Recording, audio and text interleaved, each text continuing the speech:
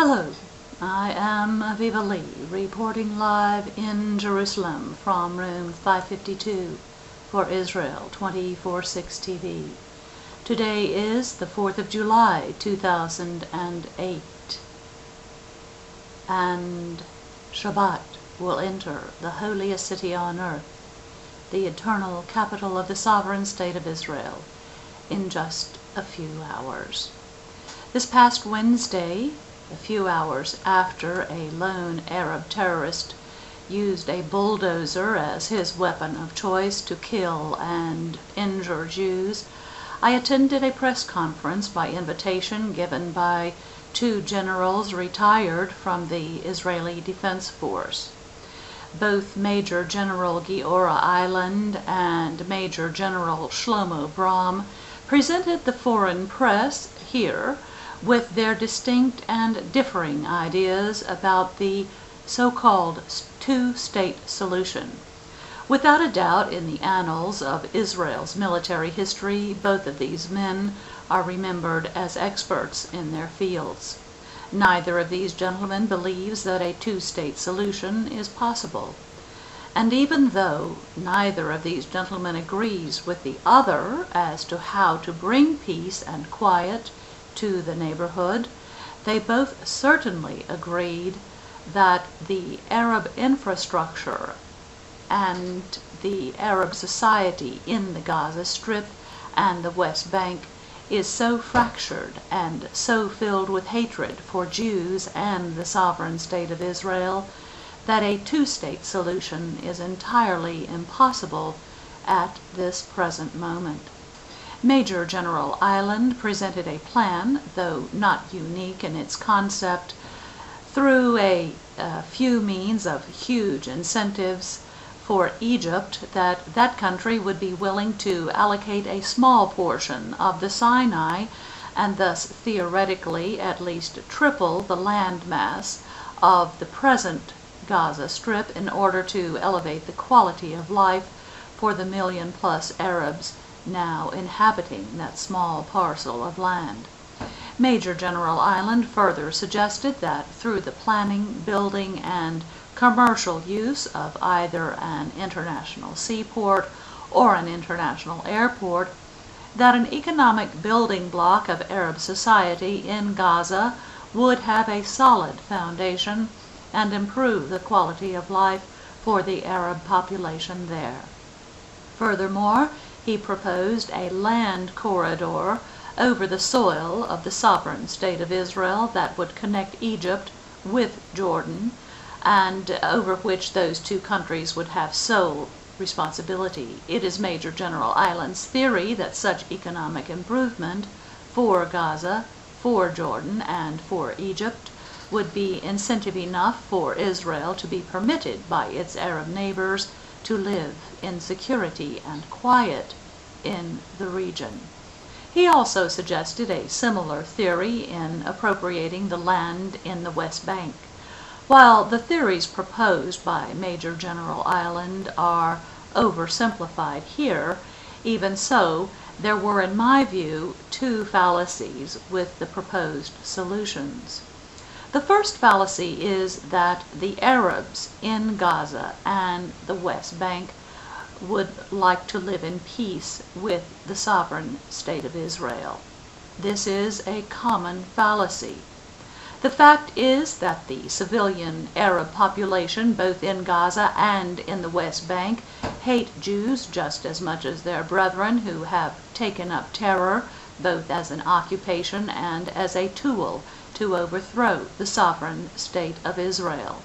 The second fallacy in the theory of Major General Eidland's proposal is that with a huge enough economic incentive that the Arabs in Gaza and the West Bank would indeed lay down their weapons in spite of their hatred and resign from their occupation as professional terrorists. Time and again, individual Arabs and Arab nations have shown the listening world that the jihad is not about alleviating poverty. Indeed, as stated previously on this show and as validated by Major General Bromm at the INSS last Wednesday, the Arab terrorists who carried out the 9/11 massacre had not and were not living in poverty. Neither had the masterminds of 9/11 been reared in poverty. Osama bin Laden, as we all know, is the son of a monarch, and as such certainly has enjoyed wealth that even few Americans have ever seen. The fact is that there is a cultural divide between Arabs and Jews here in the Middle East. One culture celebrates death, and the other celebrates life. One culture celebrates and seeks war, the other culture celebrates and seeks peace. Major General Bromm went on to outline that the outdated concept of Pan-Arabism and how an attempt to reincarnate Pan-Arabism in the region again is foolhardy. And surely the attack of that lone Arab terrorist in the heart of Jerusalem this Wednesday past can serve as testimony that Arabs become terrorists for a number of reasons, none of which is poverty. Life in Jerusalem is often a paradox.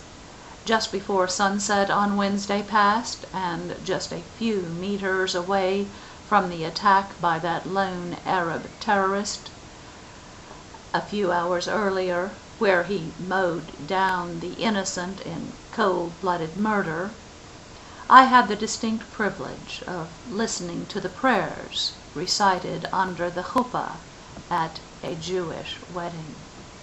I had the distinct privilege of hearing the sound of breaking glass, but not due to a terrorist attack.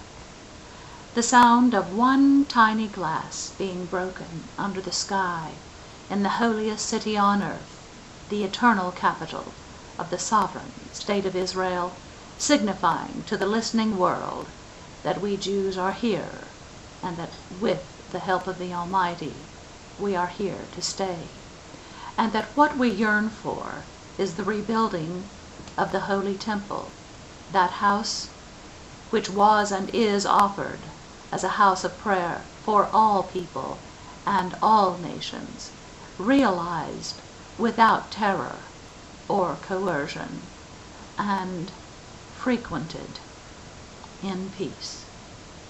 For as surely as I sit here preparing this show, that spiritual temple is there on that holy mount, and will be revealed when the Almighty and His Jewish nation are ready to reveal it to the world.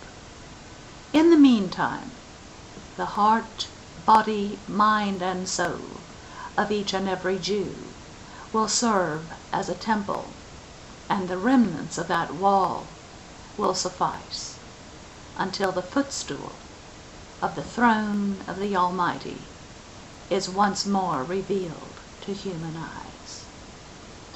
I am Aviva Lee, reporting live in Jerusalem from room 552 for Israel 24/6 TV.